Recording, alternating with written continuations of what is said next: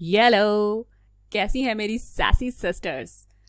बहुत लंबा ब्रेक हो गया। I think I missed podcasting a lot, but I knew कि जो भी नया होगा इसके बाद, ब्रेक के बाद, it will be something even cooler, और उससे भी ज़्यादा एक्साइटिंग बात पता है क्या है कि मैं 3 मंथ्स के बाद एक सोलो एपिसोड कर रही हूँ और 3 वीक्स के बाद हमारा कोई नया एपिसोड आने वाला है लिटिल फिक्सेस का। एक्साइटमेंट की दूसरी रीज़न है कि this is August and it's my birthday month. In general ऐसे बोलूँ तो I am not a very birthday kind of person, but I don't know why this year I'm really excited for it which is weird, but let's see. अब अगर little fixes की बात करें, podcast की बात करें, तो इस ब्रेक में मैंने क्या किया। Hey there, welcome to Little Fixes, a podcast for the sassy, classy and a little choosy भारतीय नारी। This is Macri। मैं और मेरे गेस्ट शेयर करते हैं सिंपल प्रैक्टिकल आइडियाज जो आप इजीली फॉलो कर सकते हैं to get closer to the kind of life you want to live. We talk about career, self-care, social media tips, parenting, relationships and so much more to help you thrive. All of this is mixed with a lot of laughter. So my lovely friend, continue what you're doing and join me in this real talk. इस break में मैंने किया एक course. It was not related to podcasting. It was related to clarity. It was related to how to grow your brand, how to grow yourself as a person. It was about visualizing. तो मुझे बहुत मज़ा आया और I am happy कि मैंने यहाँ से ब्रेक लिया और I could focus better on that. और अब the course is about to end and now it's time to focus more on little fixes.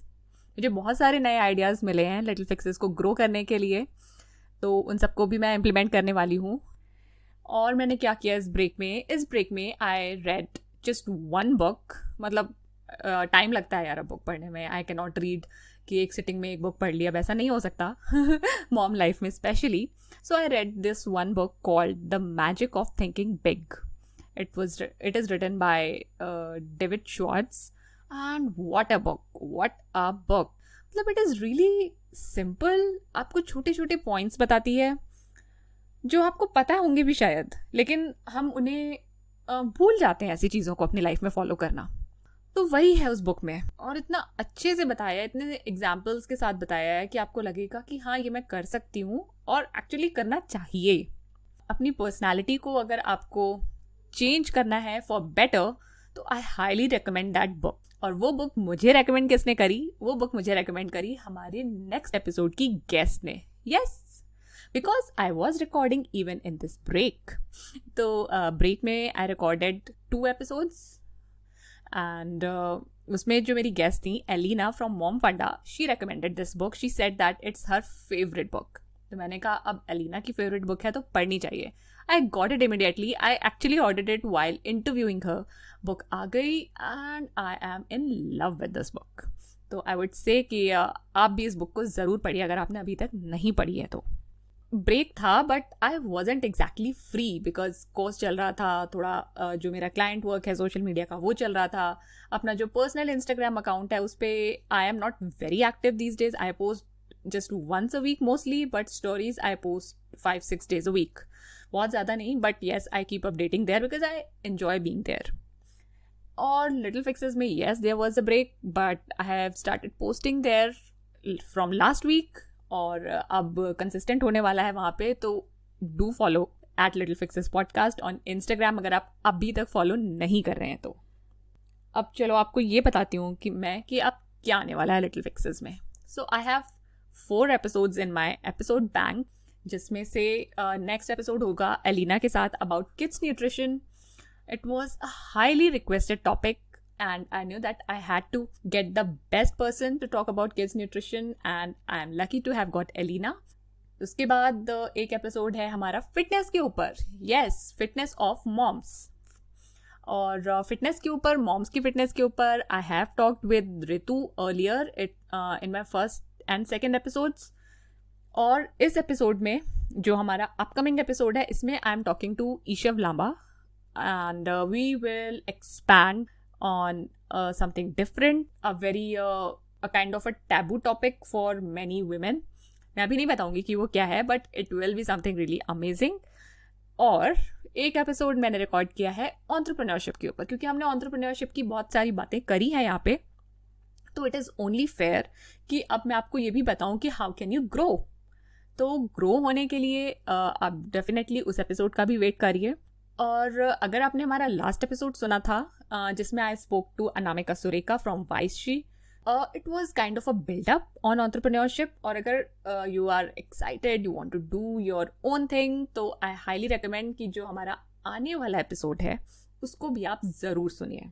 एक और एपिसोड है विच इज़ अ सरप्राइज, मतलब उसके बारे में मैं कुछ भी नहीं बताना चाहती।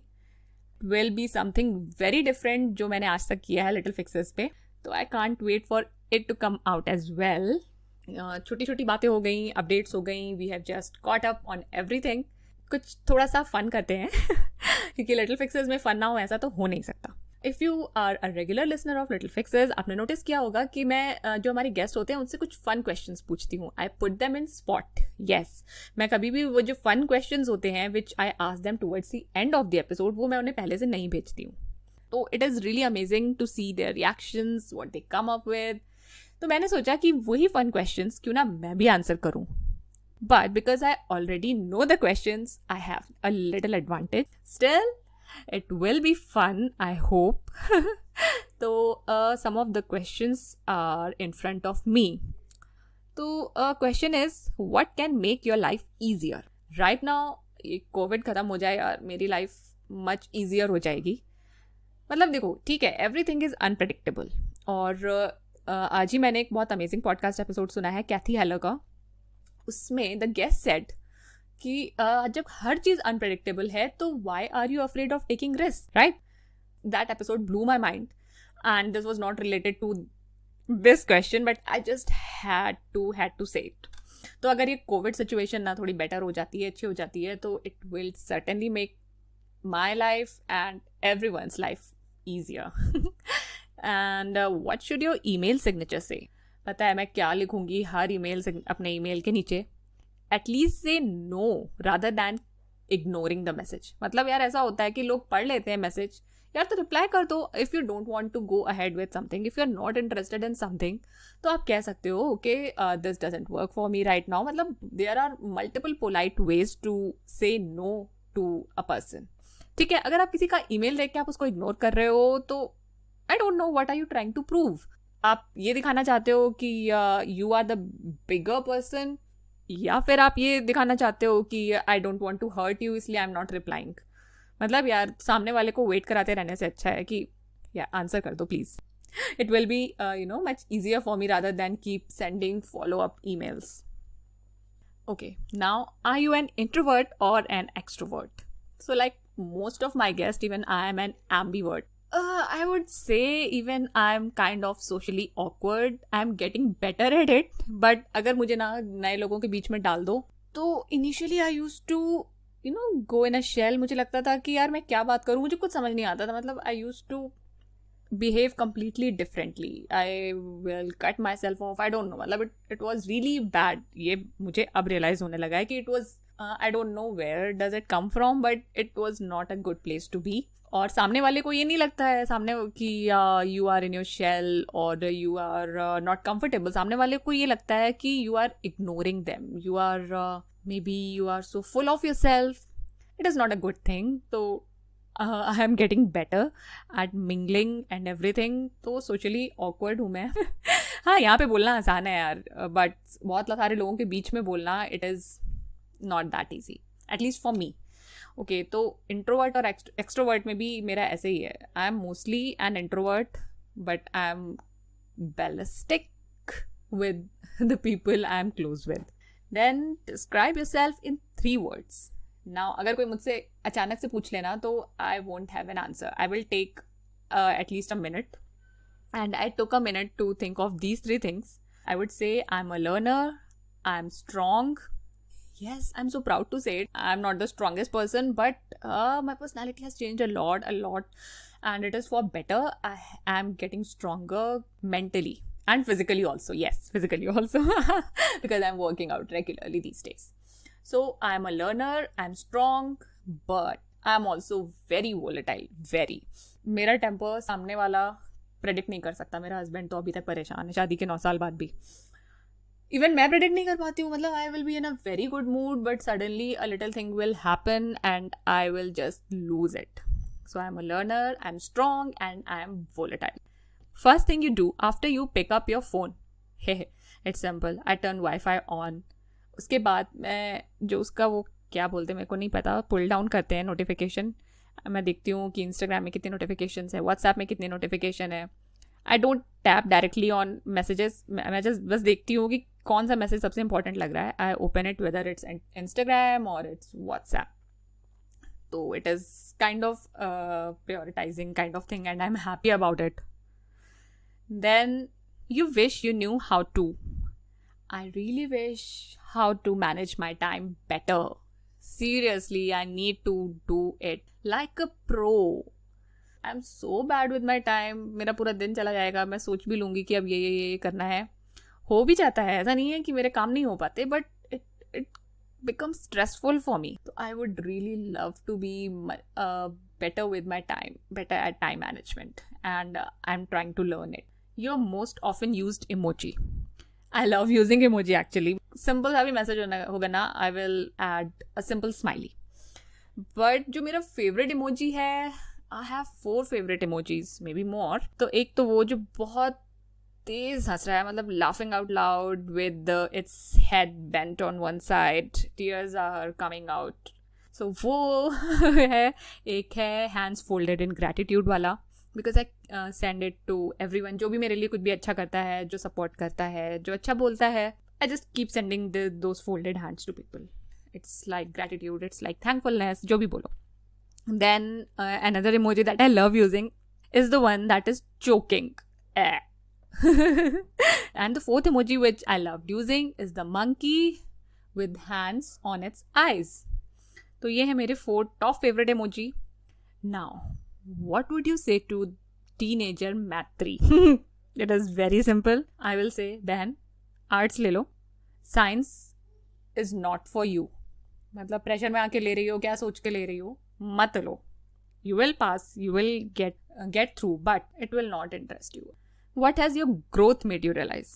Growth, I take growth as in personal growth, as in professional growth, or honestly, I'm amazed by myself. Yes, when I look back at my life, when I look back at myself a few years back, तो मुझे लगता है कि I have come very far. I have changed, and most of the change has been good.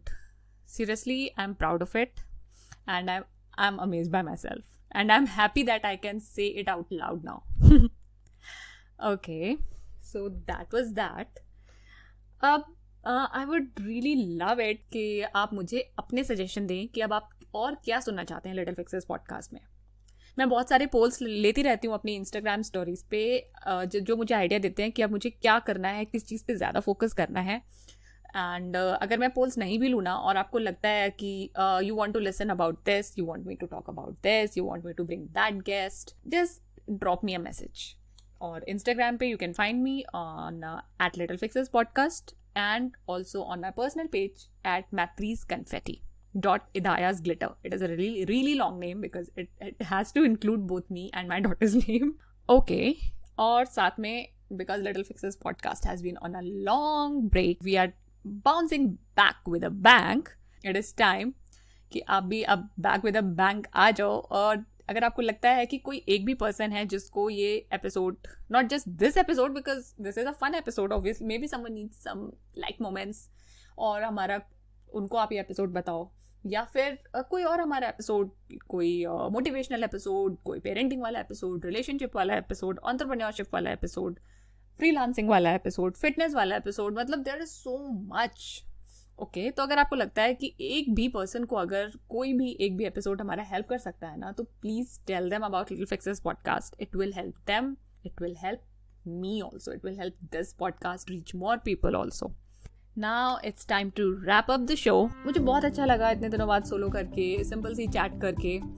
और next episode के लिए, upcoming सारे episodes के लिए I am excited as always. So I will see you, I will talk to you next Wednesday with Elena Till then, stay sassy and stay amazing. Bye.